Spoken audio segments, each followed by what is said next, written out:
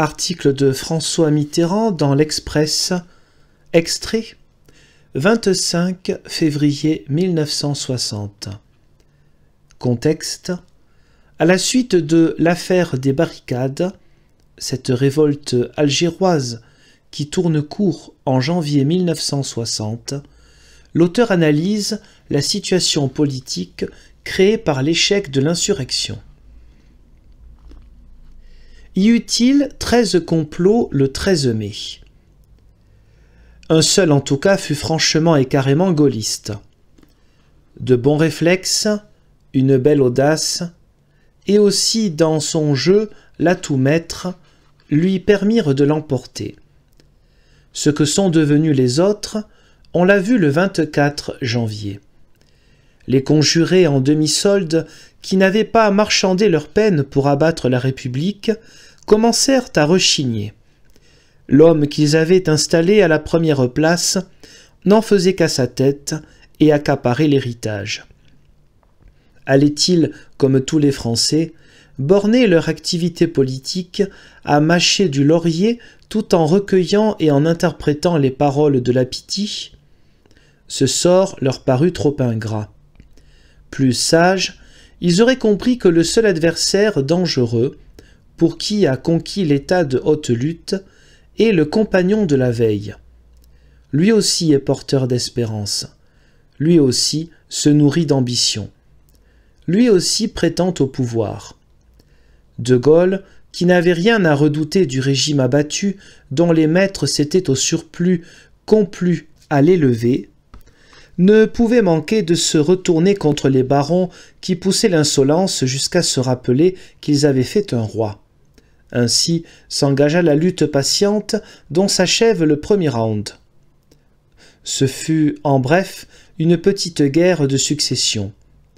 L'armée, les ultras et De Gaulle avaient ensemble renversé la 4e République.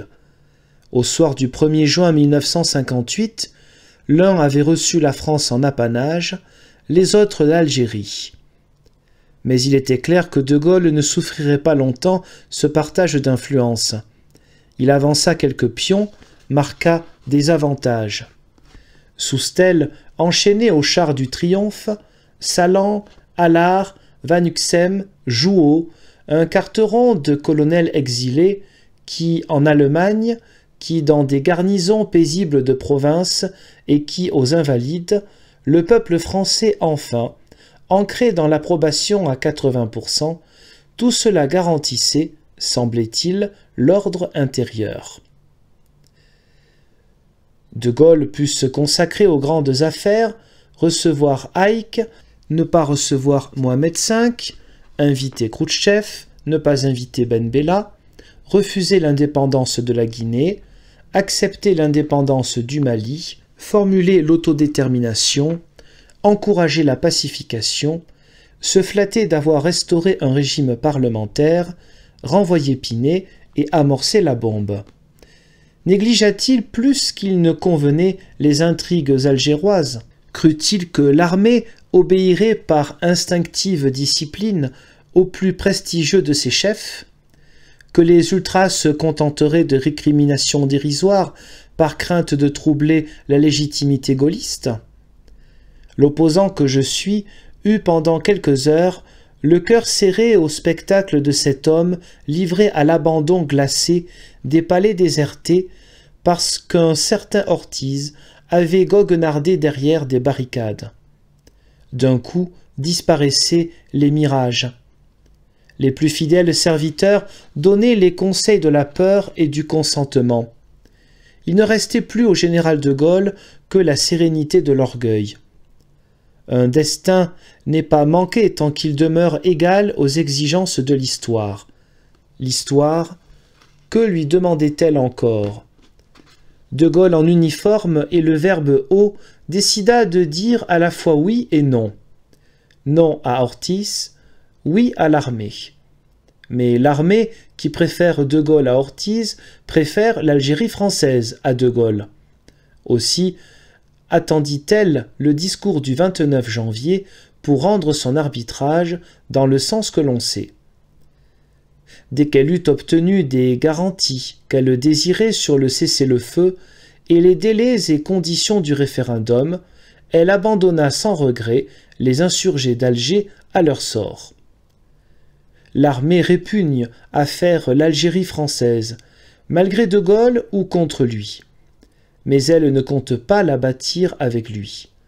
Il est trop visible qu'il n'y croit pas, et qu'en préconisant une Algérie fédérée de plus en plus illusoire, il est prêt à se rabattre sur une Algérie partagée. Or, l'armée n'a pas renoncé à l'intégration. Elle continue de penser que l'événement capital des journées de mai 1958 fut la fraternisation du Forum. Elle regrette cette chance, à son avis gâchée par les incertitudes du pouvoir. Mais elle ne veut pas remettre en question le nouvel équilibre établi en France grâce au premier coup de force d'Alger. Elle souhaite préserver à la fois le régime gaulliste et l'Algérie française, car elle constate que la métropole écoute et suit De Gaulle avec d'autant plus d'aise qu'il a frappé les ultras et maintenu le principe de l'autodétermination.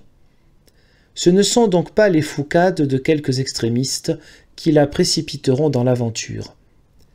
À condition, évidemment, que l'insurrection ne devienne pas, comme en d'autres temps, le plus sacré des devoirs parce que l'intégrité de la patrie serait, par la faute de l'État, gravement menacée. L'armée n'engagera pas la sotte querelle des mots et des formules. Peu lui importe désormais que l'intégration, l'Algérie française et la solution la plus française entrent ou non dans le vocabulaire officiel.